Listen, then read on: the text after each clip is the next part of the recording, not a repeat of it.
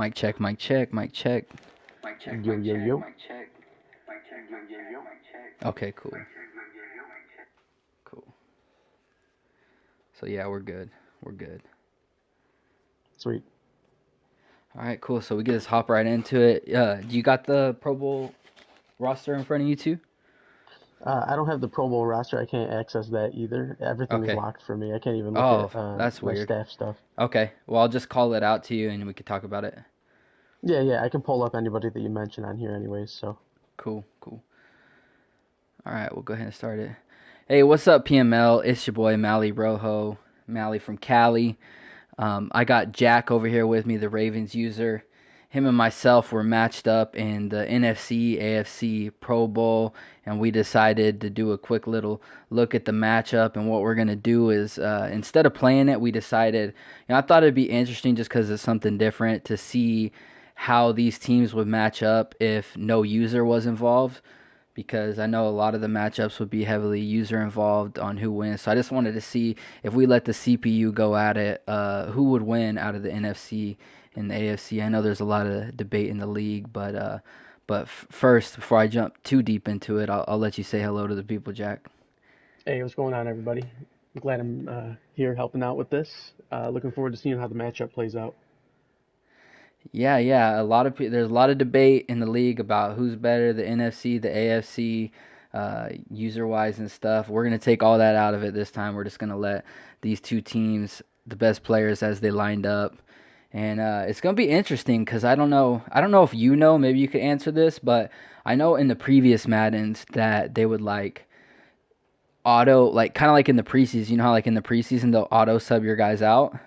Mm-hmm. So I think it does the same thing in Pro Bowl. I'm not 100% sure, but I think it auto subs guys out and lets you kind of play with the second string guys and third string guys so they get some time too. I'm not sure if it's the Yeah. same in that Madden, but it's going to get interesting if they do because there's some there right now I got the QBs up and there's some interesting number 2s and number 3s out there. So it'd be interesting to see if those guys get in, but we'll just kind of take a look at the Pro Bowl roster and how it ended up, and then we'll kind of comment on who we think's gonna win this matchup and who might be the difference.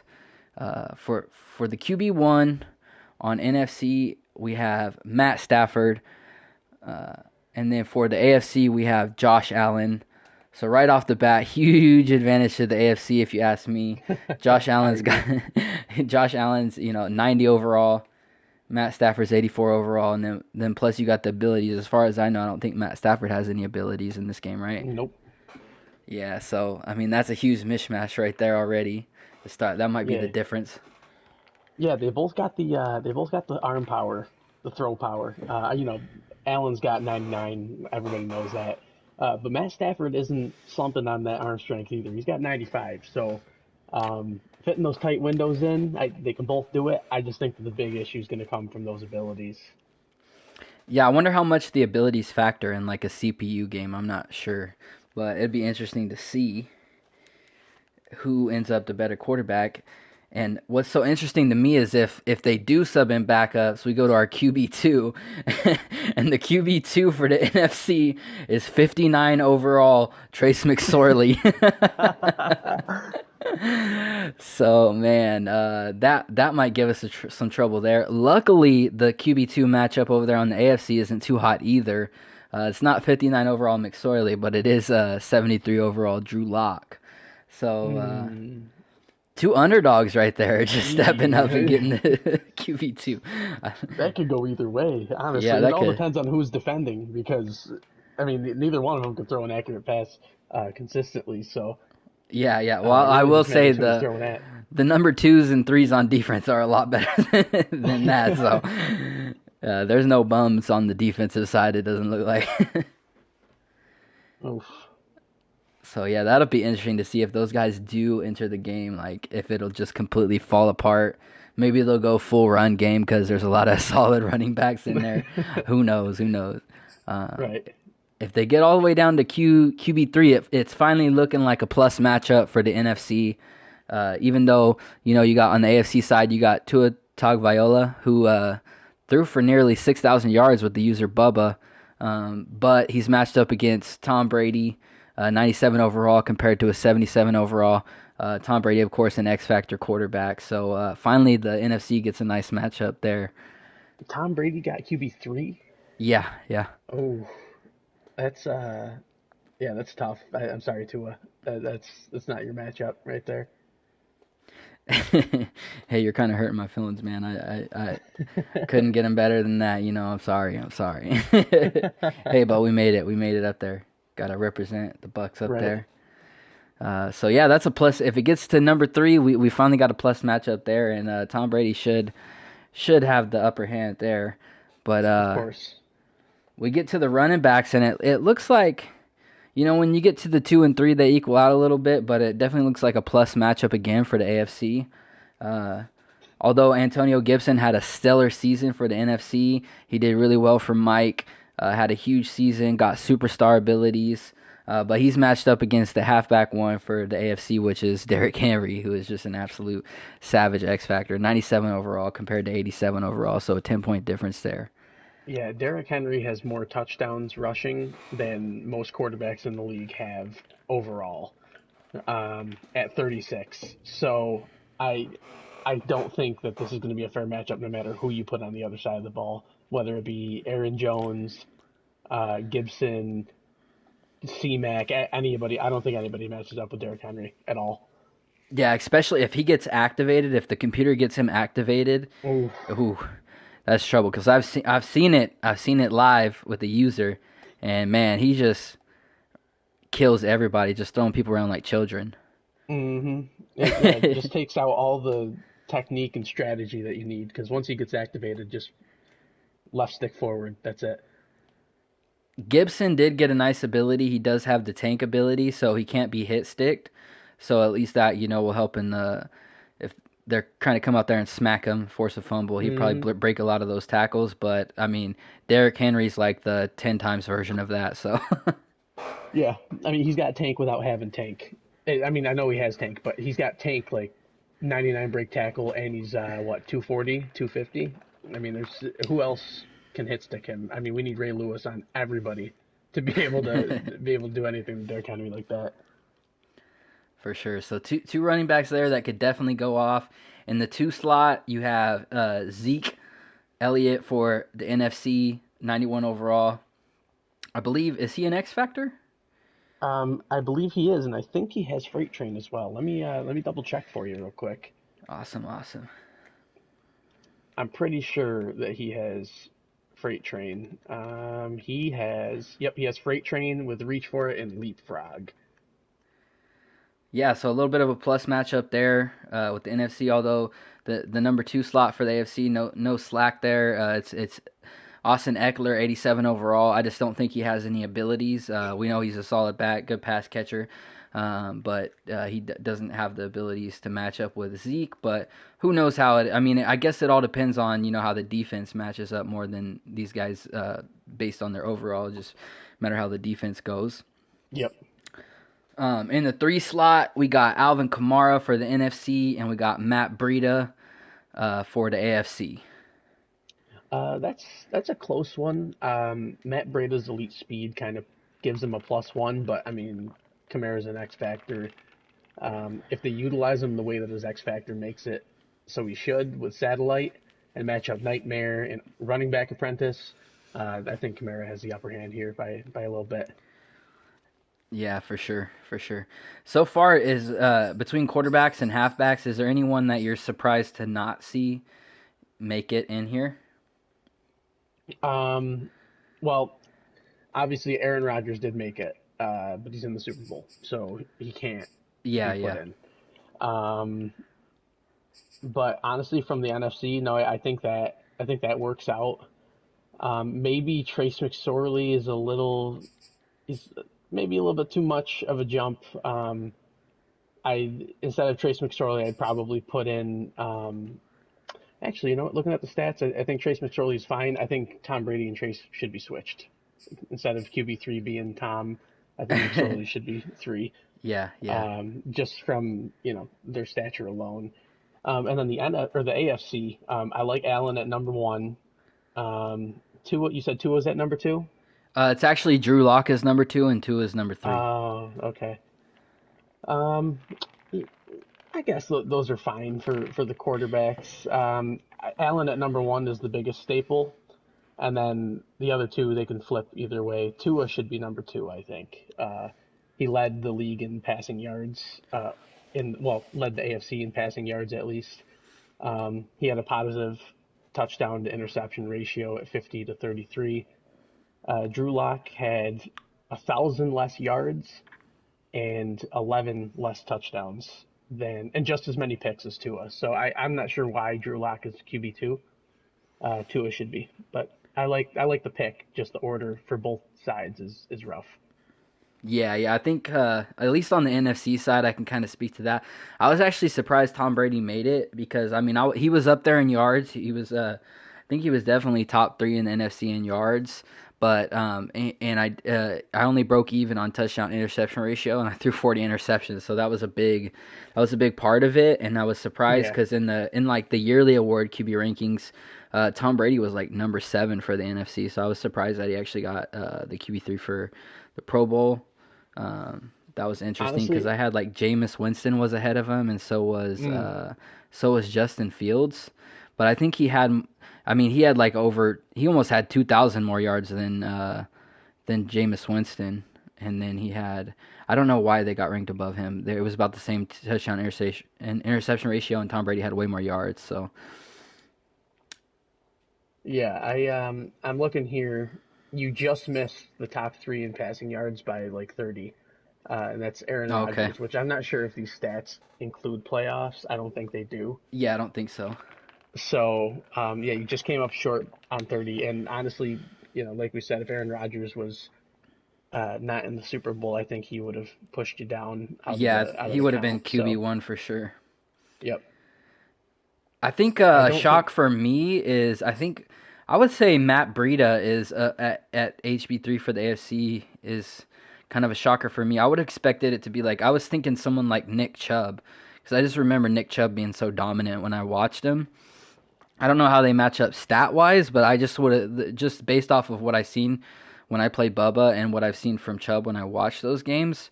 I wouldn't have expected Breida to be number 3. I would have thought someone like Chubb would have got in there or something. yeah, a big name that sticks out to me is Michael Carter from the Jets.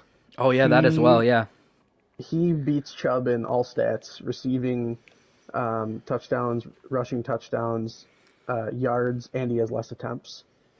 Um, the only category that Chubb actually beats him in is break tackles, which is what it is. yeah, But yeah, Michael Carter, I think he should have gotten some recognition. I don't like Matt Breida's numbers simply because he doesn't reach the end zone often enough for him to make such a big impact on the game. His speed is deadly, but I don't think he was utilized properly.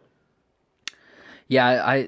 I don't know if there's any edge that they give to a team for making the playoffs or something like that if they I think they factor do. that, but it kind of seems like it does because if you look, it's like it's for the most part teams that were right there unless there's like a clear cut difference, you know.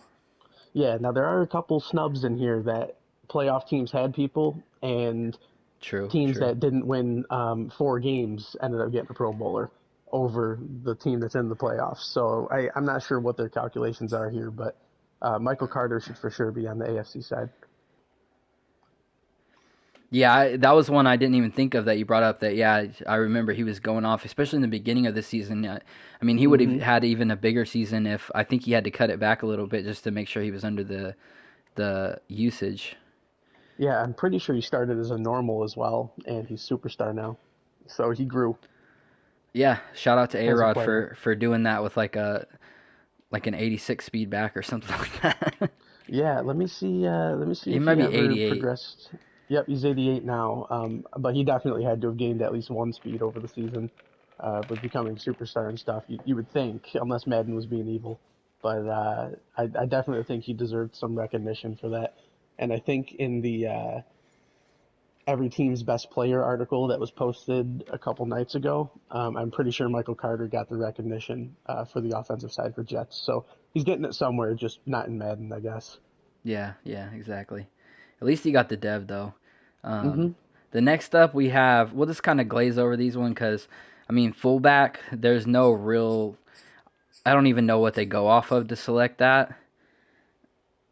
Probably And just overall. yeah, so, well, we got Brandon Bolden got in there, and he's a 76 overall for the AFC. He was their number one. The number one over there on the NFC was Kyle Juszczyk. Yep, that So, sounds right. so the NFC definitely has the edge there on that one. Um, Fullback two uh, is it Chris Ham? I don't even know if that's. I might be making that No, up. It just says C it's Ham uh, it's for is he Viking or wait, you said AFC or NFC? for NFC. I'm pretty sure that's the Vikings halfback Okay, Ham. Oh my God, I can't think of the C name. Ham. We'll just go with Christmas Ham. It makes sense. I'll C pull up Ham. his names because it's gonna bother me for the rest of the night. But you go ahead and keep going. I'll And figure then this out. fullback two, is he still a Raven? Is Patrick Ricard a Yep, Raven? Yeah, yep, that's my boy. your boy made it in. Fullback two for the Yes, AFC. I'm pretty sure he didn't even play it down. But I'm not gonna say anything Yeah, because I'm just yeah. gonna take it. All right. Yeah, I don't know how they measure those fullbacks at all, so that's why I say we could pretty much just skip over that. CJ Ham. CJ CJ Ham. Ham. Okay, yeah, yeah. Uh, Now it's all coming back to me. yep. Um, we got a lot of fun wide receivers for the quarterbacks to throw to. At wide receiver one for the NFC, we have DK Metcalf, and for the AFC, we have Darnell Moss. Two standout guys this season. Both been really good. Seattle, they struggled this year, but they definitely produced with DK Metcalf. They even got Julio Jones involved as well, but DK Metcalf, the clear standout there for Seattle. And Darnell Yep, for sure. Moss, the replacement for Henry Ruggs after the unfortunate incident, stepping up and doing big things, not only as a wide receiver, but as a kick returner. He took some to the house, so he was doing it all out there. Uh, Oh yeah. Deloitte taking full advantage of that recuperation ability that he got there. So those will be Yeah. two guys that'll be exciting to see. Imagine Josh Allen throwing to Darnell Moss, and Matt Stafford's got DK Metcalf to throw to. Yeah. Darnell Moss. If we're still doing the matchup thing, head to head, Darnell Moss by a million. He's the only wide receiver or tight end or running back or anything to have 100 receptions on the season, to surpass 2,000 yards, and he leads in touchdowns between all tight ends and all wide receivers. Um, every category that he should be leading in, he is, and there's no ifs, ands, or buts about it. He, like, by a huge margin, he beat everybody by touchdowns. I think the next closest person receiving, as far as amount of yards, is Jacob Harris, the tight end, and he's still 300 yards back. So, I mean, that's like 2 games worth of receptions if you spam the same person over and over. I don't think anybody's catching those numbers anytime soon besides Darnell Moss again next year. Yeah, Darnell Moss definitely earned every bit of that wide receiver one spot. Ratings wise, if you look at it, DK Metcalf has an edge by a lot, but production wise, Darnell Moss, and with the speed that he's got, just insane. Mm-hmm. So he's a mismatch for anybody. And I think Deloy might have had a little bit of a chip on his shoulders because he was kind of he got snubbed in some top 50s last year because he wasn't, you know, very much of a flashy player, didn't have any big play guys. Like everybody was consistent, but he didn't have anybody that was like a crazy standout. But this season Right. he's like, nah, Darnell Moss is gonna go off. We'll see a couple other guys. You got Darren Waller out there. He's like, I'm gonna go off. So I think D Lloyd had a little chip on his shoulder and just wanted to show like, hey man, like I can have fun and ball out too and get these guys in the Pro Bowl and top 50 and all that and everything. So Yeah. shout out to D Lloyd. Right. Right. Yeah. Like for a player to keep or to cause a team to be relevant still, like he was their entire offense, is what it looks like, judging from these stats here. The next best wide receiver on the Raiders, I think, was Darren Waller, Yeah. and it's not even close at all. Like, and Josh Jacobs, I don't think did much. I mean, he scored. He just didn't get the yards. Josh Jacobs actually scored a lot. He got 16. That's impressive. But yeah, Darnell Moss was an entire franchise this year. So He's wearing that Moss name pretty well. Indeed, indeed.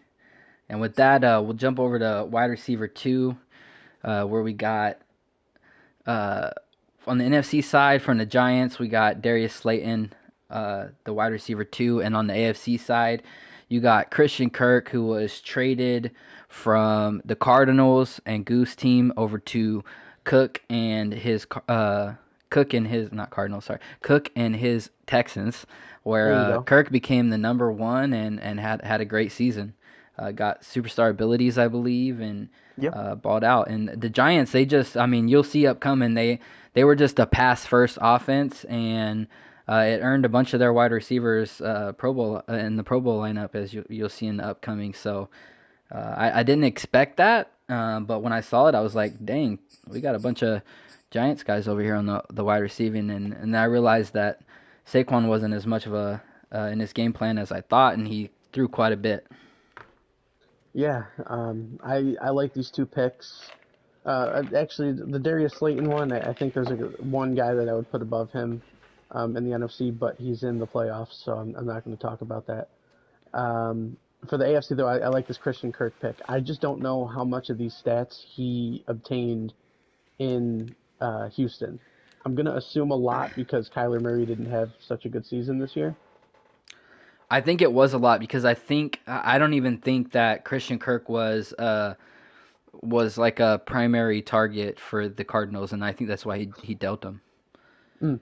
So he amongst found a new home, cap and issues as well. So yeah, well, he found a new home and ended up second in the AFC with receptions, yards, not necessarily touchdowns, but man, all it takes is a wide receiver to get you yards. The touchdowns will come later. So, good job, Christian. I like what he did in Houston. yeah, and for number three, we got. Of course, we know Tua was way up there in yards. He had nearly 6,000 passing yards. So no surprise to see Jalen Waddle as the wide receiver three for the AFC. And over on the NFC side, as I mentioned, we have the Giants wide receivers once again with Kenny Galladay. They're in the wide receiver three slot. Yeah, this is a good matchup as well. Jalen Waddle, Uh, I don't want to say his numbers can be inflated because, he has Will Fuller on the other side also taking half of the coverage away. They're two speed demons. So, is Jalen Waddle earning these yards, or are they being given to him because he just has one-on-one matchups? Other wide receivers that don't get or that get double teamed, with the safety over top at all times. Those are the wide receivers that I look for to produce numbers, and I don't think Jalen Waddle's getting those double coverage moments. So I don't know if these numbers are inflated or not. I think, as far as I know a lot of people say I didn't watch a ton of Fallen's game this year. A lot of people say that he likes the cross route concepts, so Yes. he'll basically run crossers and he'll make you choose between Jalen Waddle and Will Fuller, who you're gonna shadow with the user, and whichever one you take, he's gonna throw to the one that gets open, and with that speed, they're of course gonna do a lot of things after the catch. So I think that's a big part of his game plan. Yeah. Ironically, they have the exact same number of receptions on the year, Jalen Waddle and Will Fuller, and there's a difference of like 12 yards between the two of them. So it's like they were the same person. I'm surprised that Will Fuller didn't get some sort of recognition for this as well because Well, they're literally have the same stats. Will Fuller actually did get some recognition. He didn't make wide receiver three, but he is the wide receiver five spot for the AFC. So Okay, all right, never mind then. I'll so wait. that's skipping ahead a little bit, but yeah, he did get some recognition there.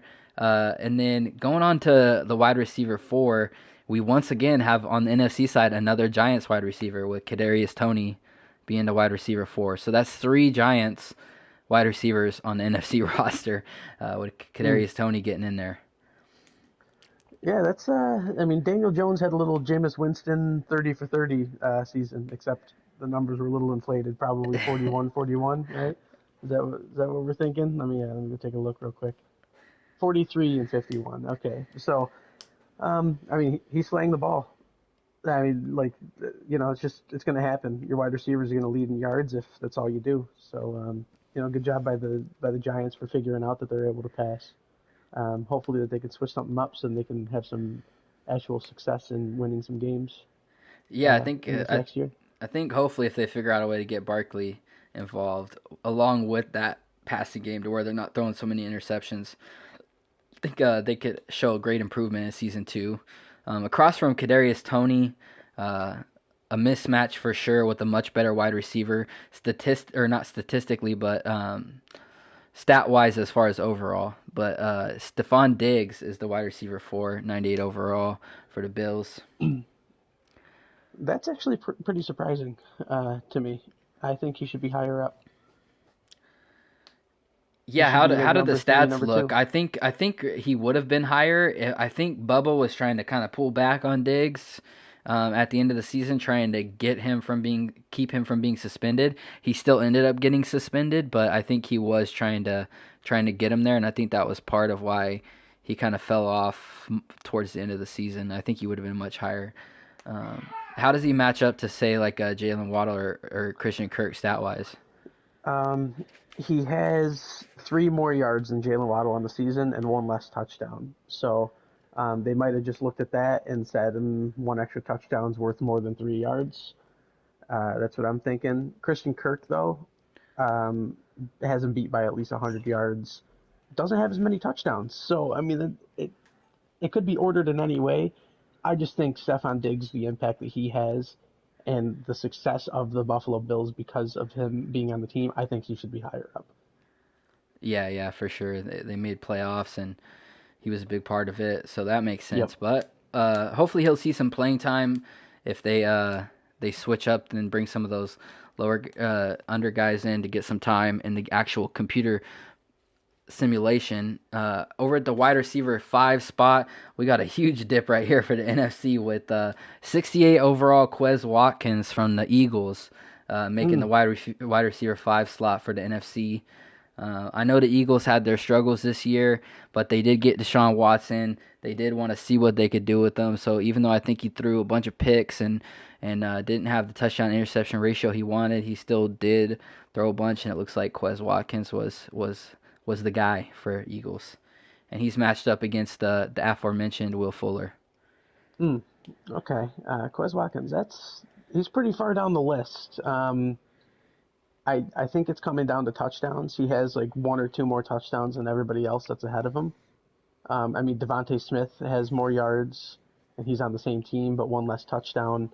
Um, I think that they just looked at touchdowns and said, all right, let's give it to this guy. He's the next highest. Um, so yeah, very surprising with Quez Watkins. I think he's a speed demon. Definitely keeps you on your toes as a defense. I don't think I like this pick though. Yeah, yeah, that's gonna be especially in the computer matchup where I don't think they'll use speed the same way that a user would. Right. It's kind of a notch against the NFC there, so we'll see how that plays out. We already mentioned Fuller, so we'll just kind of hop in. A bunch of wide receivers here, down to the final wide receiver spot, the wide receiver 6 slot, which ended up being for the NFC Cooper Cup and for the AFC Tyreek Hill, the 99 overall. The best wide receiver on there, just barely making it at wide receiver 6. Hmm. Um, okay, well, Cooper Cup. I see him in the yards category. I don't see him in the touchdowns. Again, comparing him to Quez Watkins, though, at least he should be wide receiver 5. Um, I don't think Quez Watkins should be wide receiver 5 over Cooper Cup. But either way, their numbers aren't at all like too impressive. I think the biggest thing that's holding everybody back, or that's kind of messing up with who's in the Pro Bowl, is the amount of Pro Bowlers that are in the Super Bowl this year that aren't being represented in this Pro Bowl. So I think they're just trying to fill in some Randys in there. I Yeah, like Cooper Cup though; he's good.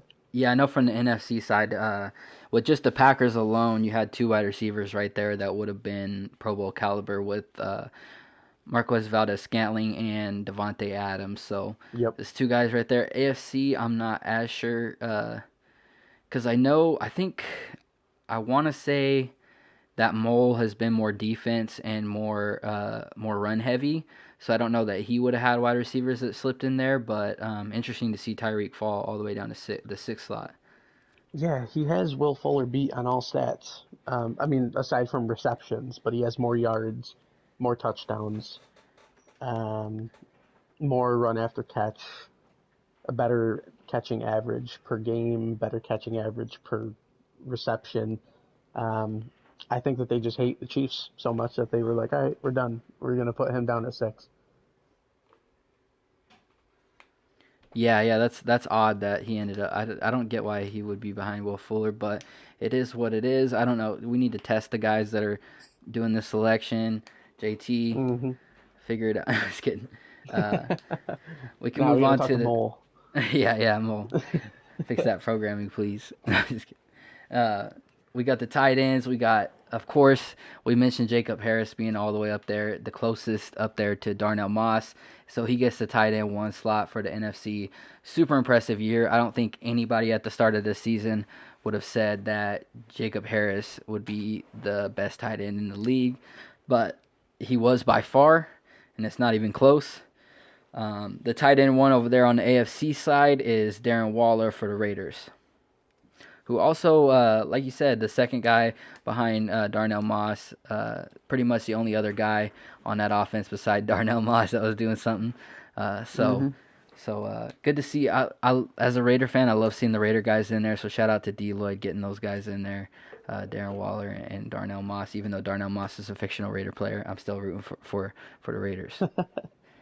Yeah, I like the Darren Waller pick here. Jacob Harris, I'm not even going to comment on it. We're just going to. He's just like Darnell Moss, but on the NFC, so we're going to leave him over there. But Darren Waller, I like this pick. He leads most, if not all, the tight ends in touchdowns. He certainly leads all of them in yards as well and receptions as far as usage goes. So, it's a good pick. He deserves this tight end one spot. Yeah, I think both of those tight end one spots pretty clear cut there. For tight end two, you got T.J. Hawkinson on the NFC side from the Detroit Lions. Had an impressive year. Got the superstar dev, top guy for the Lions, I believe. And over there on the AFC, you have Noah Fant, Noah Fant, depending on who you are. As you Hmm. can see, the never-ending debate on K-Mac's channel. So he's been impressive over there. For K Mac. He's had a few guys be impressive with Tim Patrick, but I think and Melvin Gordon having a great season. But uh, in those big situations, it seemed like Fant was always his go-to guy. So it makes sense to see these two guys here, both being go-to guys for those two users. Yeah, I like the Hawkinson pick too. He led all wide receivers and tight ends in the NFC in touchdowns, with Trace McSorley throwing him the ball. So, got to give him credit where it's due. No disrespect to Trace McSorley, but all disrespect to Trace McSorley. Um, T.J. Hawkinson balled out.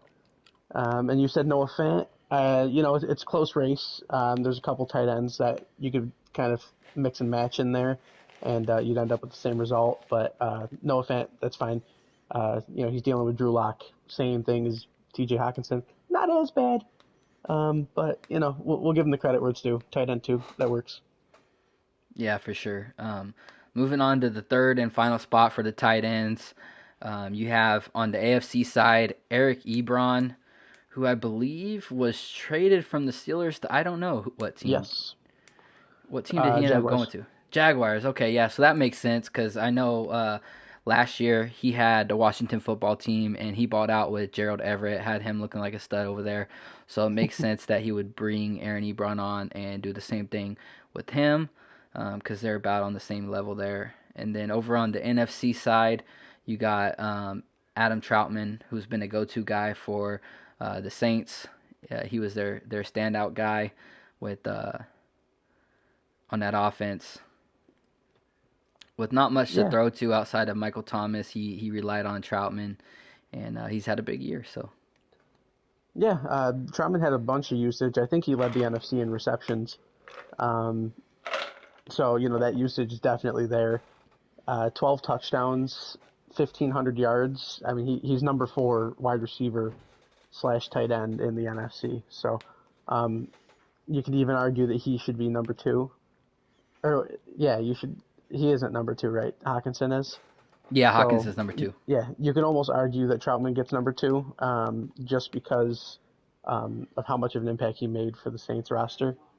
Mix and match. And then for Eric Ebron, man, this one hurt. My man, Mark Andrews, he is third on the list of tight ends in the AFC, and they skipped right over and went to right to Eric Ebron because of touchdowns. So this one hurts, but I like recognizing the older guys. I think anybody that can make an older tight end look like a good, decent player deserves some sort of recognition. So congrats to Eric Ebron and T Bandit.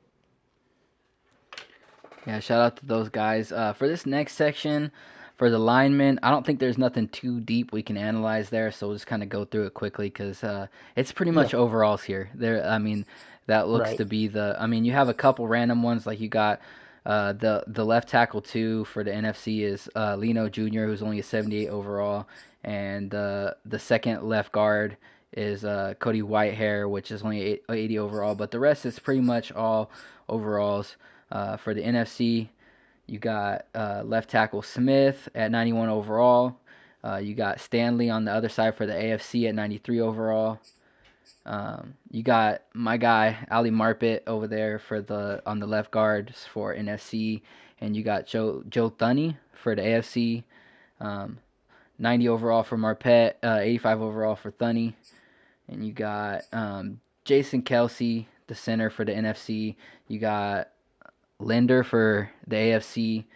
Um, yeah, these are all just overalls. We'll just skip through it real quick, let you guys look at it. We won't spend too much time on that. It's pretty Yeah, much all one thing the. I'm noticing about a couple of these names is that Uh, looking at their downs played to sacks given up, they're actually pretty good. Uh, do does the AFC have two Browns linemen in there? Joel yeah, Bitonio yeah. and J.C. Treader. They almost had 1,000 downs played, and they only gave up one sack on the year. So, Treader is not in there, but Teller is. Teller Browns? yep, Wyatt Teller is in there. Yeah, He Wyatt Teller and has, Linder is in there, or Batoni. I mean, sorry. yep. So Bitonio gave up one, Teller gave up two on 940 downs each. You can't ask for much better from that. So, I think the same thing goes for the left tackle. Let me think of his name. He's my left tackle, and I can't even think of his name right now. Oh, you're talking about Stanley? Yes, Ronnie Stanley. I keep wanting to say Orlando Brown because I'm so used to him being over there. But yes, Ronnie Stanley. I think he only gave up one sack as well out of all the downs he played. So there's some sort of calculation in there that they do, but we're just gonna go with overalls. Yeah, yeah. I think there's a little calculation in there. It's just hard to comment on that Yeah, because you never know. I know.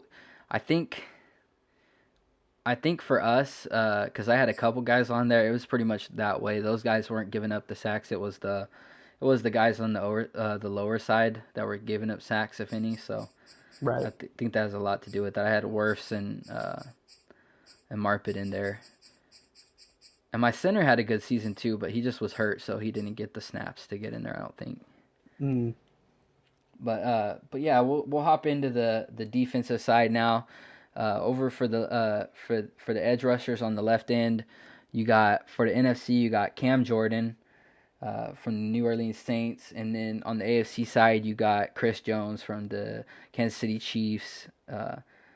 Two solid guys, 94 overall for Cam Jordan, 91 overall for Chris Jones. I think they both have abilities, so those will be solid guys for both teams in this matchup. Oh yeah, for sure. Chris Jones being an X factor. I think he has El Toro as well. If the CPU utilizes that the way that it should, that's pretty dangerous in any passing situation. Same with Cam Jordan. Let me go take a look at his. I think he has unstoppable force. Yeah, I think you're right. Yes. Yep. So unstoppable force with edge threat elite.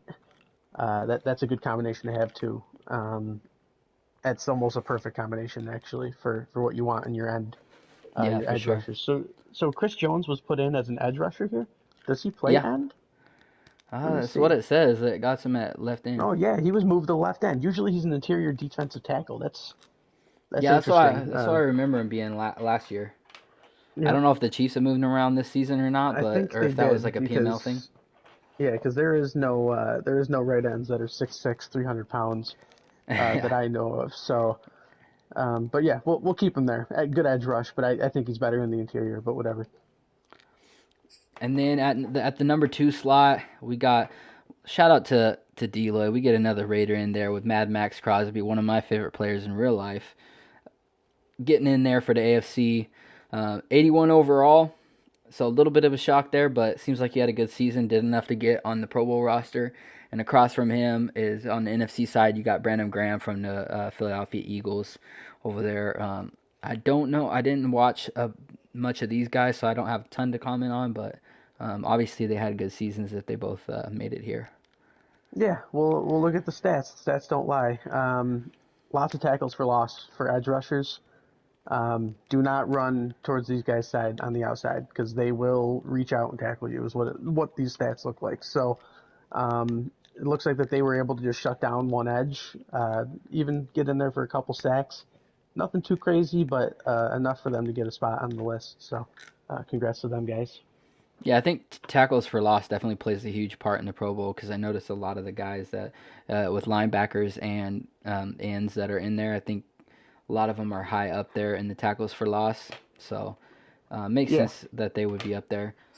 For the right side, for the AFC, not really a shocker if you saw the stats because you know he kind of balled out. I don't know what Cookie's doing over there, what he's feeding him, but you got Jacob Martin from the Texans at 71 overall, getting the first slot for the right end over there at the AFC.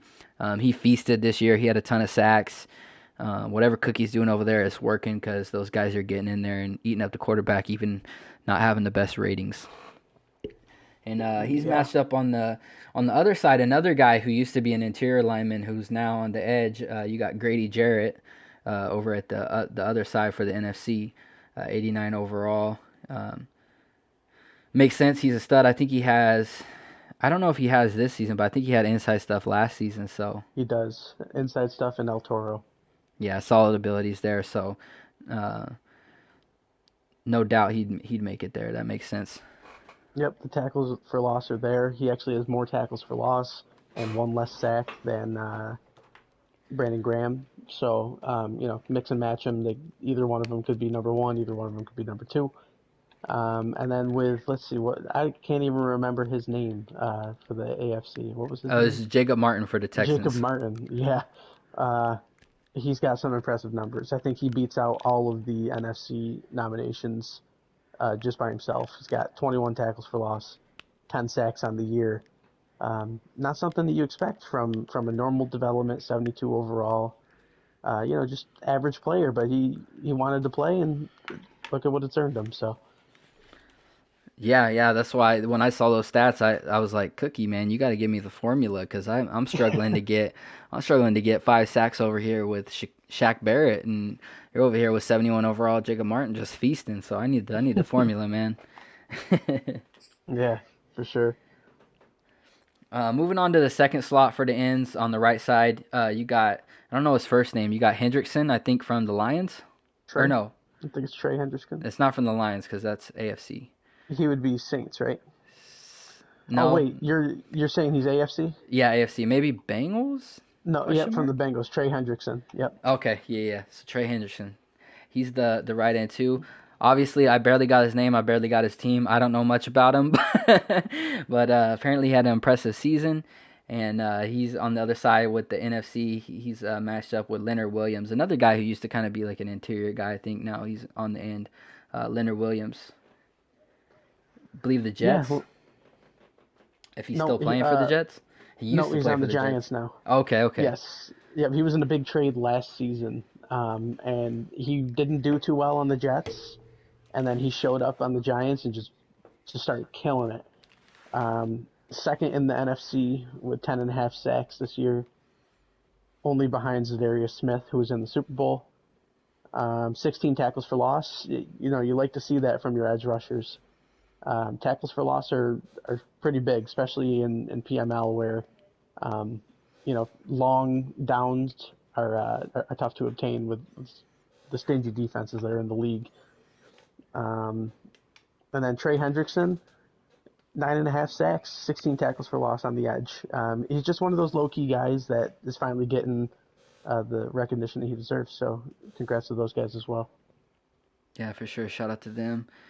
Moving on to the defensive tackle position, of course, you got the beast on the from the east over there, Fletcher Cox, and he is no doubt I had no doubts he'd be there. I don't know. I haven't matched up against him. I don't think I've matched, or I did match up against him this cycle, and he was tough to. I didn't run inside at all, but I know last cycle as well. I had played against him a bunch last cycle, and he was just like he would throw around my linemen like children, and it was crazy. And I expect that it's much the same this season as he earns the defensive tackle one slot in the Pro Bowl.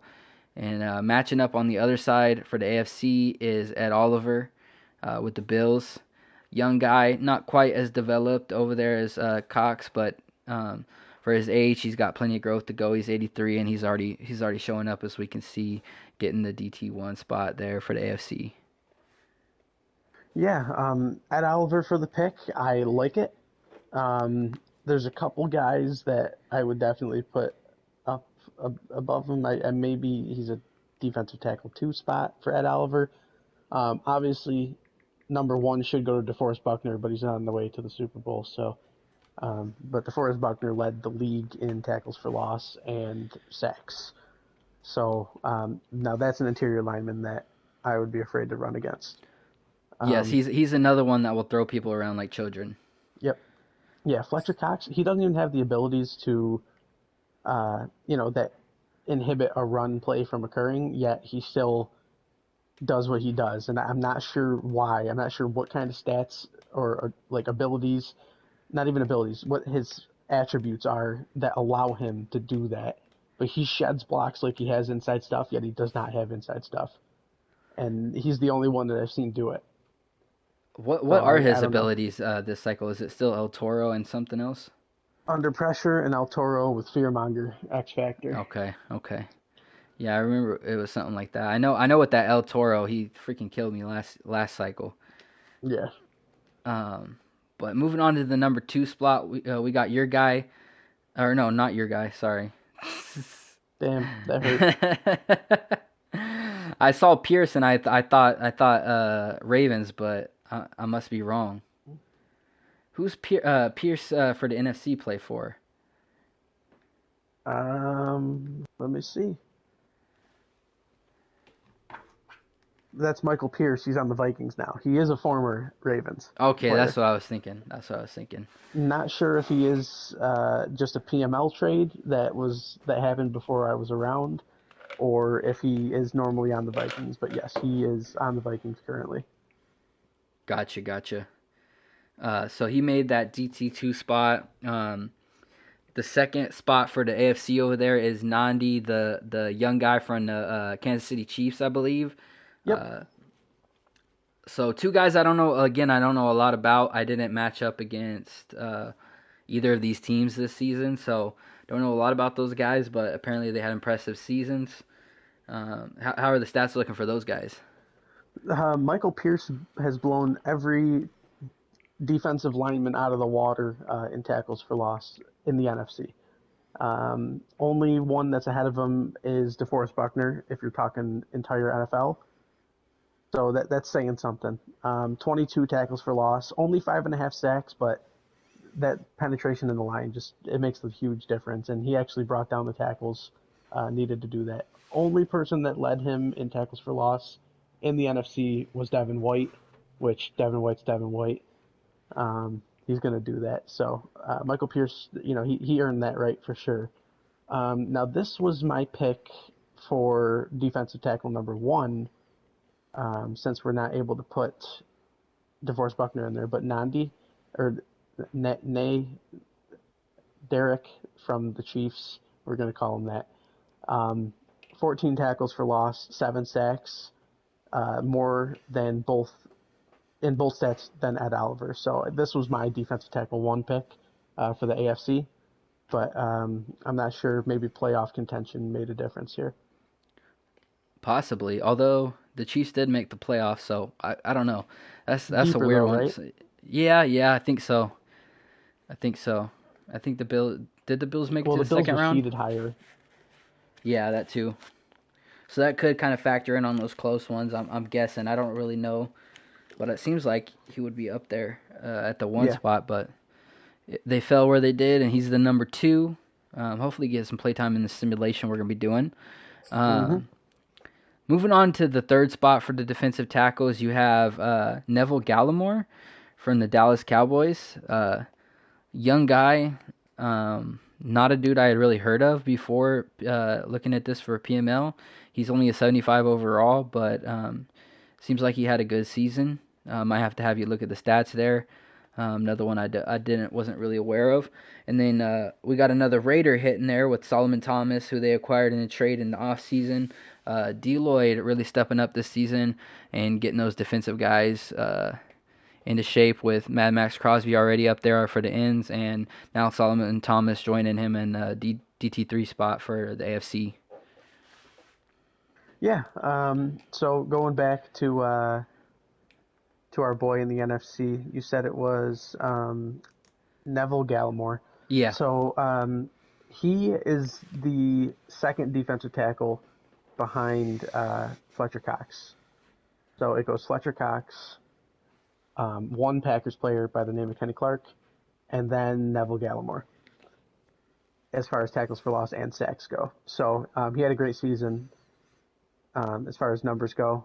I think he's deserving of this spot for sure. In the AFC, Solomon Thomas, I actually can't even find him on the list right now. That's how far down I am. There he is. Okay. 16 tackles for loss and 5.5 sacks on the year. That puts him at the number 2 defensive tackle in the AFC as well. There's just so many right ends and left ends in the AFC that he goes all the way down. But if you take just defensive tackles, interior defensive lineman per se, he's second in there. So he's deserving of that as well. He gets the penetration in the backfield. So Couple of standout guys, guys you wouldn't expect to be standout, but they did their thing. Two good defensive coaches for them, so makes sense that they got in there. And we can move on to the linebackers, where we have a lot of studs over here now. Here's where we really get to the studs. For the left outside linebacker for the NFC, we have Chandler Jones getting that slot. And for the AFC side, you got Von Miller. Couple older guys, but still doing the damn thing and being impressive in the league. Von Miller hit the trading block, and there was some rumors, but he stayed with the Broncos, and looks like it paid off for the Broncos because they got a deep playoff run, and he made the Pro Bowl. Yeah, Chandler Jones leading the left outside linebackers in sacks and tackles for loss, aside from Zadarius Smith, who is in the Super Bowl. So that's definitely a good pick there. Next best left outside linebacker is another Packers player, so he's got a lot of players beat here. For the AFC, you said it was Von Miller. Yep. That makes so much sense because he has just as many sacks as most defensive linemen / left ends, sitting at 10 sacks, 12 tackles for loss. He even forced a couple fumbles this year, which is something that you like to see from your left outside linebackers. When someone tries to rush around the edge and they get met by Von Miller, you like to see fumbles, especially from someone like Von Miller, who's on the brink of retirement. So hopefully that'll keep him inspired to stay by being in the Pro Bowl number 1 slot. Yeah, a lot of linebackers up here with the ability to rush the quarterback. Jumping into the number 2, you get 2 more. One for the NFC is, of course, the very impressive Khalil Mack with the Chicago Bears. And over there on the AFC side, you got Joey Bosa, who is now in that left outside linebacker position and gets the slot for the AFC. And 2 guys that the name just speaks for itself. The stats are going to be impressive and go along with that as well. So not surprised at all to see them guys there. Nope, not at all. I'm not even going to say anything. It's just like talking about Darnell Moss. They proved their worth over the course of their career, and they continue to do it on the closing end of it as well. So. Indeed. With that, we can jump over to the middle linebacker position. For the first slot on the NFC side, you got my guy, Devin White, getting up there in the number 1 spot. And for the AFC side, you have Terrell Edmonds. And I know you had a little bit to say about this because I know there's a certain Patrick Queen out there that you thought was well deserving of this number 1 spot here. So we can talk about that a little bit. it's not even that Patrick Queen deserves a number one spot. There's two linebackers in the AFC that got snubbed. One by the name of Patrick Queen and one by the name of Kenneth Murray Jr. There is no reason that Tremaine Edmonds and Devin Bush should be in the Pro Bowl over these two linebackers. It makes no sense to me whatsoever. I will debate for the rest of my life to figure out why this is doing this. But Patrick Queen, so deep breath here. Out of middle linebackers, Kenneth Murray leads in tackles, total tackles. Tackles for loss, he's up there. He has only 3 interceptions and 1 forced fumble, so that can hurt him. But he leads in tackles. If your middle linebackers make tackles, they're worth the Pro Bowl nomination. It doesn't matter what else they do. I'd rather have a guy that gets 120 tackles a year than have someone that gets 6 interceptions, because tackles are everything. Now, my man Patrick Queen. My man Patrick Queen leads in solo tackles of middle linebackers, leads in interceptions, leads in forced fumbles, and is tied for touchdowns of all middle linebackers. Even has recorded a sack, and I'm pretty sure he's second in tackles for loss, third for tackles for loss. And he is not in the Pro Bowl. I cannot believe it. I don't know what they're looking for over there in the AFC, but my man Patrick Queen should be in there, number one. Oh, man, that makes me mad. Yeah, that one's baffling for sure. I almost feel like we need to do a moment of silence for your boy, because it's just like crazy, crazy the way It they snubbed hurts. him. It hurts. I'm over here face palming myself right now because I can't even look. Yeah, that's a while. I definitely expected him to be up there. He was one of the top guys, and yeah, I'm shocked. I'm shocked, especially since Devin Bush too, because I know Neff's not doing shit, dude. So. Yeah, I don't know. I don't know what they were looking for. I don't know. But I will say over there on the NFC side, I'm happy to see my boy Devin White. I know he was up there in tackle for loss. He had some interceptions. He had like 3 forced fumbles. I think he had 3 pick sixes. So I think he earned it. I think he earned it. Oh yeah, he definitely did. He blows every other middle linebacker out of the water as far as interceptions go and forced fumbles. Um, Tackles, he's around the same area as some linebackers. I'm not going to name any of them because I have a feeling that some of them are coming up on the next one. So, but yeah, he definitely deserves the top spot over there in the NFC. At the number 2 spot, we have one that I didn't expect to see on here. We have Eric Wilson from the Philadelphia Eagles. But I do think, if I remember correctly, I think he was up there in tackles for loss. So that might have been the decider there for Eric Wilson on the NFC side with the Philadelphia Yep. Eagles. And then, as we mentioned before, Devin Bush got that second spot for the middle linebacker with the Pittsburgh Steelers over there. What are the stats looking like for those two guys? How did they get a spot here? Eric Wilson, he was keeping up with Devin White on tackles for loss. That man was all over the backfield. Every running back that ever got a handoff against the Eagles met Eric Wilson at one point in time. Um, he also had one interception, but I'm pretty sure he took it back to the house. He did. Um, so, he had all those tackles for loss, just one less than Devin White, and he had a pick six. Um, that's a good all around player. I don't think he forced any fumbles, but the tackles are there. That's all you really need. Yeah, now that I think about Um, it, Kurt always has, despite all his struggles, he's always been someone who's been really solid at shooting the gaps and yep. stopping the run in the backfield. So that makes sense there for him to be up there in tackles for loss. Yep. Devin Bush, I see him here with 17 tackles for loss, 101 tackles on the season. Those are really good numbers for a middle linebacker. He only had 3 interceptions, and he did not force any fumbles on the year. He did, however, have 4 touchdowns. Um, it looks like all 3 of his interceptions that he took back were pick sixes, and he also returned a fumble for a touchdown as well. So he's one of those defensive guys that makes offensive plays. You got to praise him for that. He also has a couple sacks as well. 3.5. So, he got recognized for just being the all-around player. You like to see it. I hate that Patrick Queen didn't get picked instead, and it hurts even more because this guy's in my division. But it is what it is. We'll move on from that one. Yeah, yeah. Neff out there showing that if you suck at offense, your linebacker will lead in tackles. Moving on to the right outside linebacker for the NFC, we got Dante Fowler Jr., 72 overall for the NFC. The first kind of shocker non-stud up there. The right outside linebacker is not looking too hot for the NFC side. But same thing for the AFC. They got Andrew Van Ginkel as their right outside linebacker number 1 at 79 overall. I think Dante Fowler, he's an outside linebacker, but I think he's more of a pass rusher, right? Yeah, same with Van Ginkel as well. Dante Fowler was actually an end in the most recent years, and he was moved back to outside linebacker.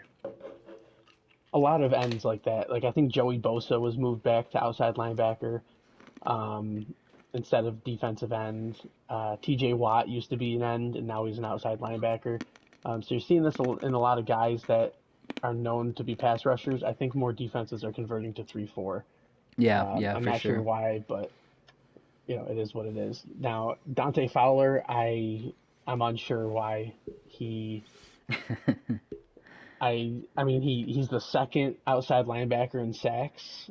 Um, he has one more tackle for loss than who I'm assuming is going to be second on this list. So I'm not going to say any names, but he had 3 interceptions, which looking at the list of outside linebackers is phenomenal compared to what I've seen.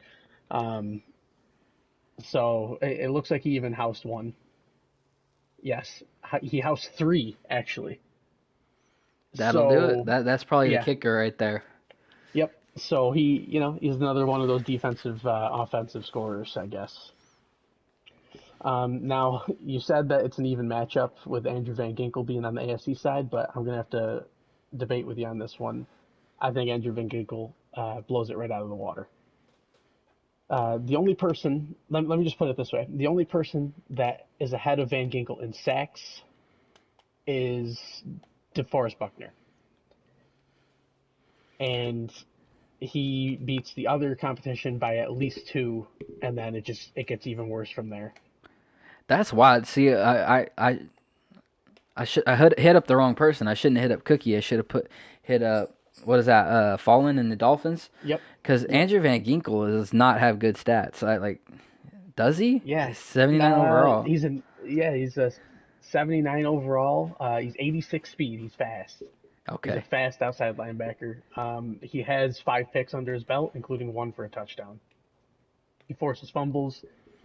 He every category that you need your outside linebacker to have to be an all-around player, he has one. So he even has pass deflections. He has 20 tackles for loss, 13 sacks, 5 interceptions, a pick six, 57 tackles on the season. And thinking about it, half of the plays go to the left side of the field, half of the plays go on the right side of the field. 57 tackles from your outside linebacker on the right side.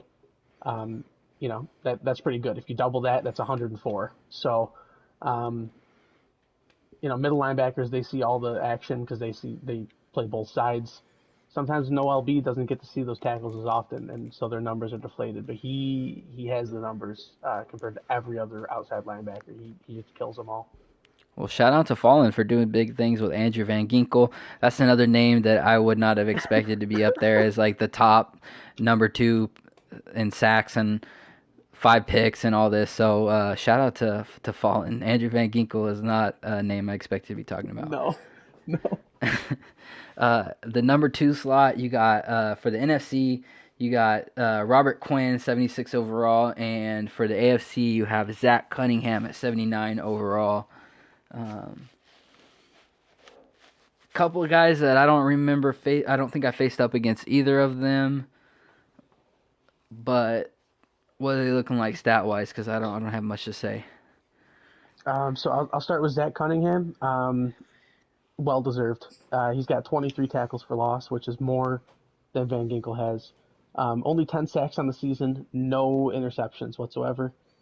Couple forced fumbles though. He was a big difference maker in the run game, it seems, because he has Did you say 23 only tackles for 10 loss. sacks? Yes. Oh, considering or comparing him to Yeah, Van yeah, Ginkel, true. um, which is why I'm saying he deserves the two spot because Yeah, he yeah. doesn't have the 13 that Van Ginkel has. He also has 5 less picks than Van Ginkel, sitting at a whopping 0 interceptions, and a couple forced fumbles on the season. So he had a decent season. Him and Jacob Martin, both of them playing on the right side, combined 20 sacks between the two of them, and 44 tackles for loss between the two of them as well. So don't run on the right side of the Texans defense because you got Zach Cunningham and Jacob Martin sitting over there. Yeah, Cookie proven he can make something out of nothing once again with Zach Cunningham not being super great and still putting up big numbers. So Yep. And then Robert Quinn, he was the guy that I was assuming they put Dante Fowler over. Couple questions on this one. I'm not really sure what they were looking for. He has more sacks. He has just as many tackles for loss. I think it's the pick sixes. I think that's the only thing separating Robert Quinn from Dante Fowler is those pick sixes. So yeah, that's got to be I'm it. gonna Touchdowns I'm and gonna settle for that. yeah, that makes sense that would, if they're so close that would give it the edge. Yeah. That makes sense. All right, we can move on to the cornerback slot for the AFC and the NFC. On the AFC side, you have Patrick Surtain the second, and on the NFC side, you got William Jackson the third. Um, Two really solid cornerbacks. Patrick Surtain, really young, showing up, doing big things, and William Jackson, he's already up there, 87 overall. Uh, what are their stats looking like? How did they separate themselves? I know Carlton Davis made the roster and under them, and he had about 11 interceptions and 3 or 4 pick sixes. So I'm imagining they're in that range or probably a little bit above, since that's what he was in the number 2 slot. Yep. William Jackson, he housed, or well, he didn't house, but he reeled in 14 interceptions, and he housed 4 of them. Solid, solid. Uh, so he's got the defensive pass coverage stats there. He's got 12 deflections on the year. I think he's the only cornerback in the league that has double-digit deflections. Nope, just kidding. He's the only one in the NFC that has double-digit deflections. So he's a pass coverage king over there. 14 picks, 4 of them being pick sixes, turns mistakes into easy offense.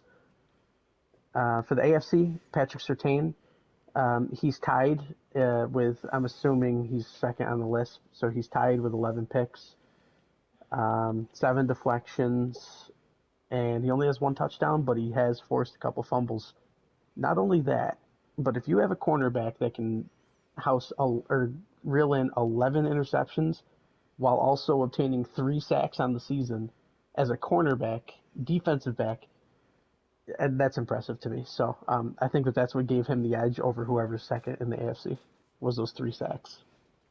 Yeah, for sure. That's definitely something you don't usually get from the cornerback, so definitely make a guy stand out. Uh, Moving on to the second slot, you got a couple guys who I did get to see play this season because, of course, one is on my team. We got Carlton Davis the third, and then I've been watching some of Deloy's streams, and he had Casey Hayward Jr. going off over there. Older guy, slower in speed, but definitely not lacking in the coverage. He was definitely jumping routes and making some nice picks. I definitely saw that. And Carlton Davis was a standout for us this season.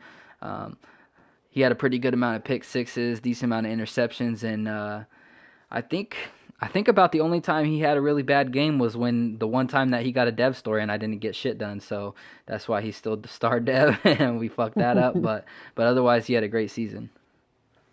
Now this is another one that leaves me in confusion, similar to the Patrick Queen incident.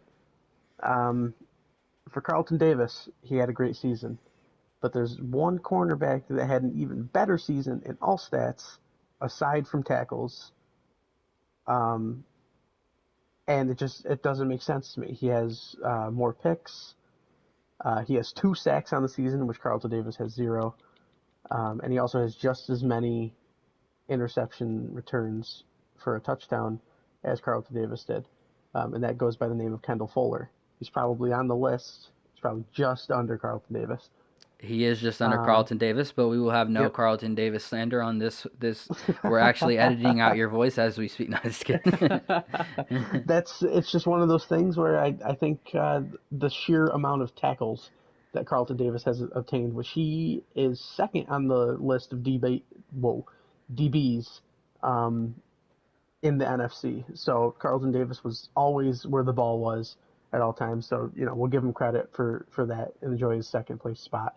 Kendall Fuller definitely deserves to be second and a half if that was possible. And then the AFC, Casey Hayward, he was the other guy I was talking about, comparing him to Patrick Surtain. I think the only thing that made him be number two was that he didn't have 3 sacks. Everything else is quite similar. Double-digit deflections. He actually has 5 defensive touchdowns, including a fumble, scoop and score, with 4 pick sixes. So he was another one of those guys that just turned quick defense into easy offense, and that's that. So second or first, it could go either way. Yeah, yeah. Definitely two solid guys. Moving on to number three, as you said, we won't touch on it too much because you pretty much said it. Kendall Fuller, he was up there in stats. He could have possibly taken that spot from Carlton Davis if it wasn't for the tackles. I think the only reason why he had so many more tackles was because when we were running nickel and dime and stuff like that, we were actually moving Davis to the slot corner position. So Mm. um, he was kind of playing that spot with his 88 speed. So uh, uh, that might have been a reason why he got it up there in tackles. But like you said, Kendall Fuller, impressive. He had more interceptions than Carlton Davis. Just didn't get the luck of the draw on the tackles. But Yep. definitely worthy of being up there in the top cornerbacks for the NFC. For the AFC, we have Stephon Gilmore, one of the top cornerbacks in the league, ratings wise. And if um, if Problem had been the defensive coach for this team from Yep. the beginning, we might have seen Stephon Gilmore be even higher on this list. He had Wombo as the coach early on, who was giving up a lot more on defense than Problem was. So, but Problem came in, got the ship right on defense, and had some impressive games. And he got Stephon Gilmore up there in that CB3 spot for the AFC. Yep. Yeah. Not really much to say about Gilmore. You summed it up perfectly. New defensive coordinator, new head coach, new offensive coordinator. Not that it makes a difference for Gilmore, but makes a huge difference. I'm not really sure what the difference in obtaining these stats was from the switch to Wombo to Problem, but I'm gonna assume that most of it came from like the last 5 weeks of the season when Problem was taking the reins over. Yeah, for sure. Just having someone who like I know for sure Problem right knows he knows everything there is to know about making the right zone drops and everything like that. So that makes a difference in those type of situations on numbers wise.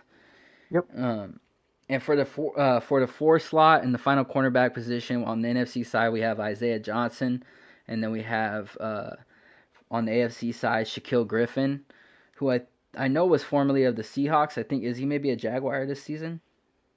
Yes, he that was last year, so he played this entire season with the Jaguars. Okay, okay. We got those two guys making. How are they looking statistically? I know Isaiah Johnson. He's kind of one of the lower guys, but I think he's kind of a speedster cornerback, right? Probably someone that they user over there.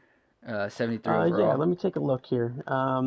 Yeah, 92 speed. He has 8 interceptions on the year.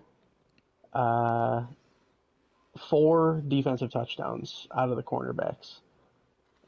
Um, Now I am confused because there is a name that didn't pop up on this list for the NFC that I'm wondering why, and that's Jalen Ramsey. Why is he not on this list at all? He is not on this list at all, and All right, add another snub to the list because Jalen Ramsey had a better season for sure. okay, yeah, I was about to ask you, was it stat wise, or is it just people were scared to throw at him, or something like I that? mean, Jalen Ramsey has more tackles, has more same amount of interceptions. He has same amount of touchdowns. He even has a forced fumble, which Isaiah Johnson has one as well. I don't know why they did not give Jalen Ramsey this Pro Bowl nomination. Actually, he has more forced fumbles than Isaiah Johnson. Um, yeah, I don't know. This one leaves me just as baffled as the Patrick Queen situation. To be honest, every stat category that could be led is led by Jalen Ramsey. Actually, now that I read it, Isaiah Yeah, Johnson has 2 sacks. And I think that's why they put him over Jalen Ramsey, who has better stats in every other category besides sacks. that's tough. That's tough. Yeah, that hurts. And sometimes you wonder if maybe those lower guys, like if they just give them like a nod, like, hey, you were 73 overall and you did about the same. Let's give you a little nod. Give you a little nod Yeah, there. yeah, maybe. All I know is if I'm the NFC captain for the Pro Bowl, Yeah, I want Jalen I Ramsey, please am. and thank Yeah, you. I'm very, very angry that Jalen Ramsey's not on my team. Can I sub him in at number one, please? Shaquille Griffin, 94 speed. He's that guy that does not get beat over top. He's 6 foot, 90. Like I said, 94 speed. He's got 69 tackles on the season. That's pretty good for a cornerback, especially one that's probably deep downfield guarding the fastest guy on the field. 9 interceptions, 9 deflections. He housed 3 of them to for defensive touchdowns. So, he had a pretty good all-around season there. Shut down half the field practically. Because he doesn't really have too much help, especially after they got rid of C.J. Henderson um, in the most recent trade with the Panthers. So Shaquille Griffin's all alone over there in the defensive backside for the Jaguars. Yeah, I forgot about that trade. I know T Bandit was probably not too happy. Probably wish we started before that trade happened. Yep. Oh, for sure. And I wish we started before J.K. Dobbins tore his ACL. But yeah, right. But at least Shaquille Griffin is having an impressive season. That Mm-hmm. I did like having him on the Seahawks last year. He's a solid player, especially with that speed. Just like you said, hard to get beat over the top with a guy who can run like that. Um, so well deserved there, and good job by Isaiah Johnson stepping up. For the safety position, we have in the first slot for the AFC, we have Marcus May, just a dude who does it all. He's been out there smacking people. Uh, he'll hit you hard. He'll get a tackle for loss. He'll get sacks. He'll get interceptions. He does it all. I think he's Defensive Player of the Year. So Yep. definitely deserving of this first slot for the AFC. And across from him is Anthony Harris, who I believe formerly of the Vikings, and I think for the Philadelphia Eagles now. So having an impressive season over there for Kurt and doing big things. You have to give me some stats on Harris because I'm not too sure. I know May he was a beast and up there for Defensive Player of the Year, but Harris I wasn't aware of, so I have to look at his Yeah. stats a little bit. Yeah. So for Anthony Harris here, 8 interceptions on the season. He had 100 tackles. He's the only defensive back in the NFC to have triple-digit tackles. So that will put him up there. Actually, Eddie Jackson also did, but Anthony Harris also had many more interceptions and no forced fumbles and no pick sixes. So, and also, I mean, Darnell Savage is in the Pro Bowl or Super Bowl, so that can't be counted either, because he's not going to be recognized in the Pro Bowl. For the AFC, Marcus May, yeah, like you said, Defensive Player of the Year. The only other person I think could give him a run for his money is DeForest Buckner, and it's a close one, but I think Marcus May is just a better all-around defender. Um, More useful, I guess. You can put him in more places, and he'll still produce. DeForest Buckner, if he's not in the interior line, he kind of loses his pizzazz. Yeah, yeah. Um, yeah, well deserved for both those dudes. Anthony Harris, I didn't realize he had such good stats up there, so shout out to him. And Kurt, for the second slot for the NFC, you have Xavier Woods, um, Giants, right? Um, let's see, I think Giants, and then on the other side you have Vikings. Vikings. That's right, that's right. Yeah. And then on the other side you got Micah Hyde for the Bills, another guy Mm, who's very solid, can kind of do it all like Marcus May, kind of in the same vein there. Uh, Actually, you would probably consider Hyde the better of those two, but Marcus May outperforming him this year, uh, doing his thing. But Hyde still impressive season for the Bills, and Woods had an impressive season for the Vikings. Yes, love to see Buffalo Bills making the Pro Bowl, especially because my guy Trey White didn't make it. Um, but Micah Hyde, he had a great season, 8 interceptions, no sacks on the season. He was just a pass coverage guru. If you threw it towards Micah Hyde, it's most likely going to be intercepted or deflected. Um, so great season from him. Now Xavier Woods, that's an interesting one. I actually think it's kind of ironic because didn't Anthony Harris used to play on the Vikings as well?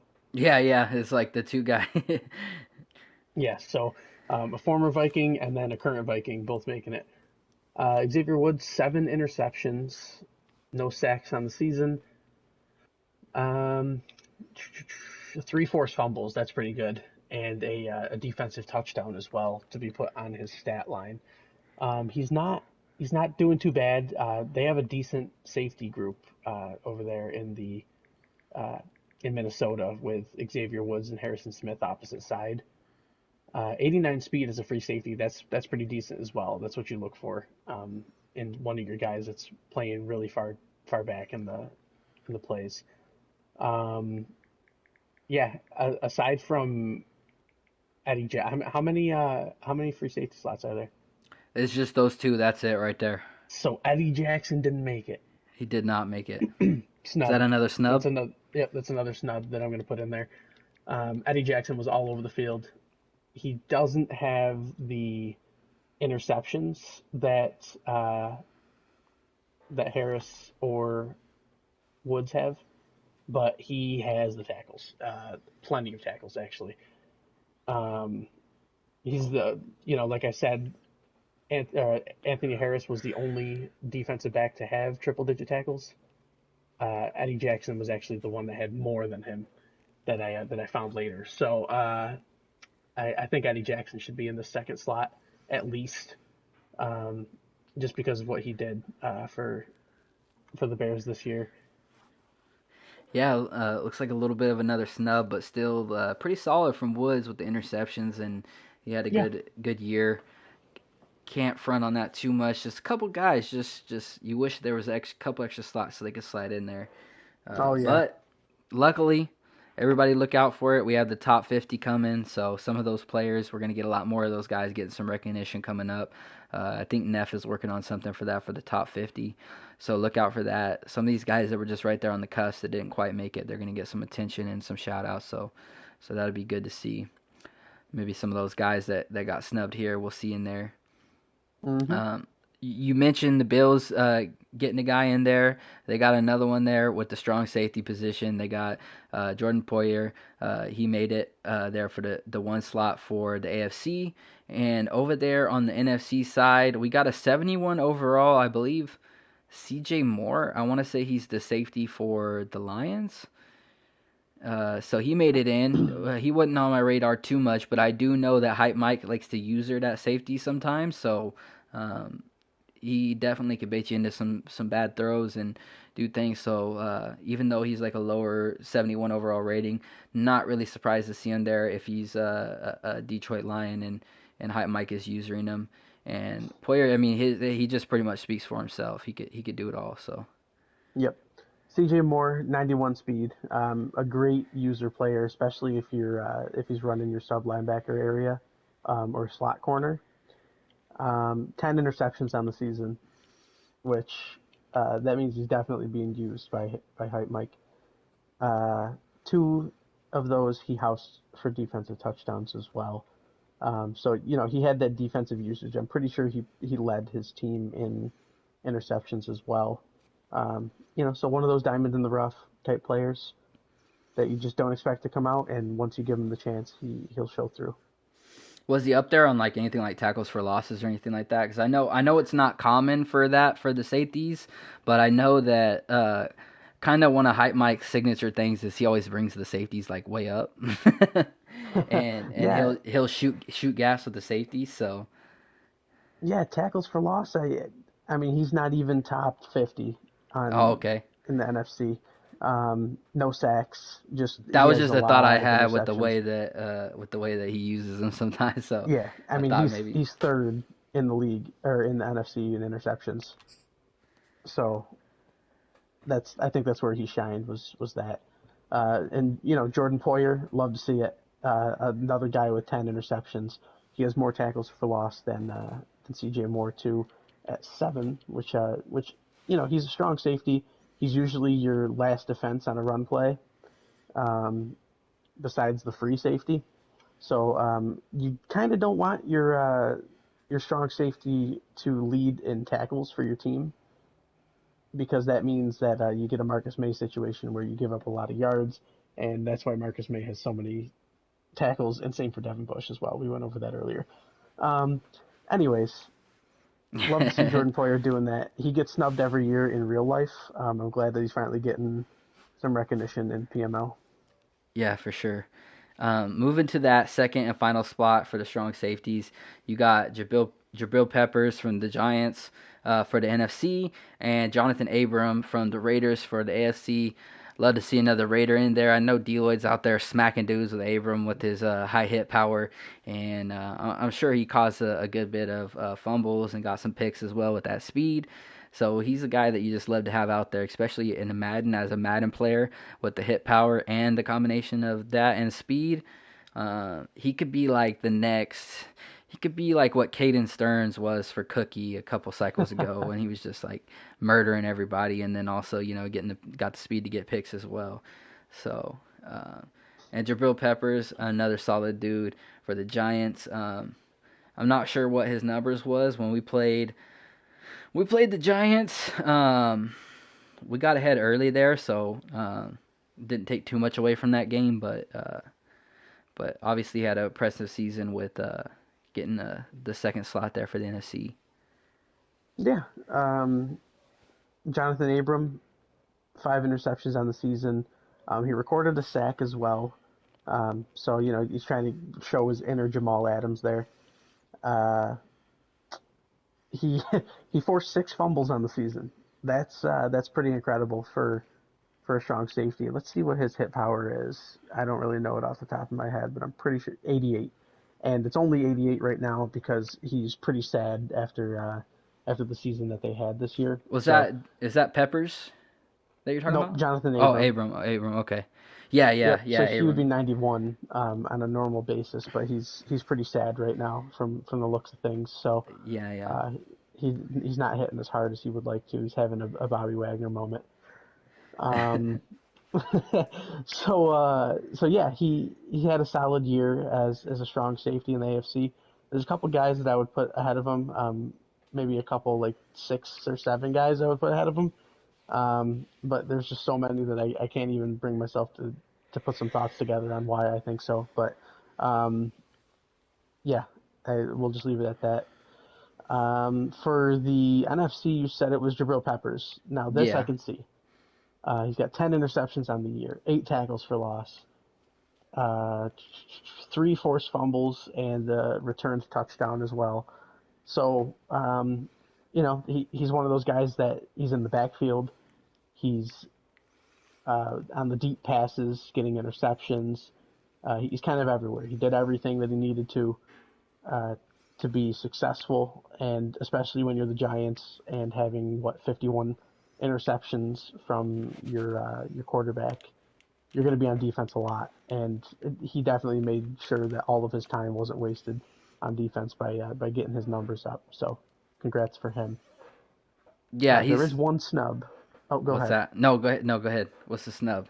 Well, I What was we going to got? say that I kind of combined all the safeties in my head just now, but Jesse Bates, why is he not in Yeah, yeah, the that Pro is Bowl? now that you mention it right away, I remember seeing some games where he was balling, so that Yes, is Jesse Bates was the second free safety in the AFC by quite the margin. I mean, I'm talking more interceptions, more tackles for loss.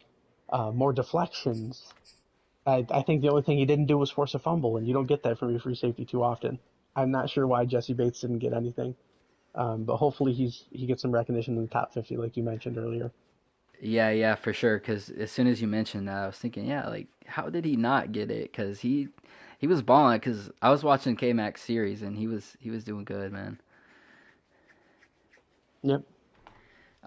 The final two slots is the kicker and the punter. We won't spend too much time on those two guys. Oh, we also have the kick return and the punt return. Won't spend too much time on those guys. Zero line is the kicker for the NFC, Butker for the AFC. For punter, you got Barry for the NFC, Martin for the AFC. For the kick return, I really every year it just baffles me how they choose this because it's like it's never the guy that you would want it to be. It just seems completely random to me. Like a couple times, it's been guys that like didn't even take like took one Yeah. return and that's I'm not it. going to argue with this choice at all whatsoever. I think it's a great choice. You got for the NFC Shy Smith and for the AFC Chester Rogers, and then your boy made it over there on the punt return side for the AFC. You Yep. got Miles Boykin in there, and then you got Webster for. Let me ask you this: did Boykin take any punt returns at all this Listen, season? Boykin played 7 snaps on the season. I'm not even sure why he got anything in punt return. He barely even saw the field as a wide receiver. I don't really know. Let me see. Let me see if he has any because when I took over, maybe he was their punt returner for like the first 4 weeks. But I mean, no, he does not have a punt return recorded. He doesn't have a down played recorded on a punt Okay, so return. so confirmed. It's just like completely random. It's gotta be Yes. like it Yeah, makes it's no sense. I mean I'm gonna take it. I like that little XP boost that he's gonna get from that from being in the Pro Bowl. I'm totally fine with Miles Boykin being the punt returner for the AFC. He deserves it. Yeah, yeah, yeah, yeah, definitely. Well, two guys I could think of were they wouldn't make it because of course Mole, he was a return specialist this season. He took a bunch back to the house, but his guy couldn't make it anyways. Darnell Moss was another one, but I'm not sure that he would be able to do the wide receiver position and make it for the kick return. So those were two guys that stood out to me that should have got that spot, but they couldn't either because of circumstance making it to the Super Bowl or already being in there. But it seems Right. like it doesn't matter anyways because it seems like that shit is completely fucking random. hmm Yeah, I mean, you look at Isaiah Rogers' kick return and Darnell Moss, they're the only ones that broke, 1,700 yards for Rogers, and Darnell Moss almost broke 2,000 in kick return yards. 2,000. Like, that's more yards than some running backs have in 2 seasons. Yeah, I watched And some games from Deloitte, and he was looking for that every time. He's like, "Oh, we get a chance right here." So yeah, with 99 speed, though, you can't blame him. the You really only can't. other guys outside of Darnell Moss and Rogers that got kick return touchdowns were Quez Watkins, who is also, as we mentioned before, he was one of the wide receivers on the roster. But you also had Jamison Crowder and Anthony Schwartz taking one to the house. Those were the Yep. only other guys that took one to the house for kick returns.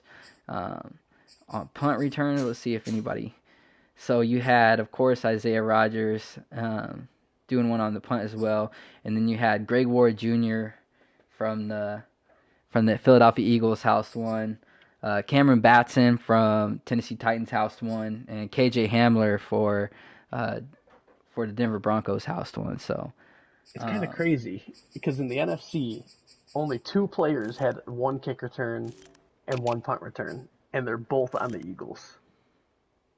yeah, Only yeah, yeah. That's in the entire NFC, there's only been one kick return and one punt return, and Quez Watkins and the name is slipping, Greg Ward. They're the only ones, and they're both on the Eagles. I think that's kind of weird as well. There was another thing that happened earlier that same team had something going on, and I can't remember, but that's kind of wild. I think I took one back with my kick returner, but it didn't count because it was in the wild card, so didn't count for season stats. Yeah, we're not going to count that anyways. But yeah, that pretty much wraps it up for the Pro Bowl roster. So we are gonna go ahead and sim this game, let the computer play against each other. Um, that's actually already been done, but neither of us watched it. We just let it run and we recorded it, and we're gonna take a look at that and see how it plays out. But what do you think going, just not knowing, who do you think is going to be a standout? Who do you think is going to win this matchup between NFC and AFC? Do you have any thoughts on that? It's tough. Without users, it's so tough to see what the CPU is going to do. I think that Derrick Henry is gonna do something crazy. I think he's gonna be the the beacon for the AFC in this game.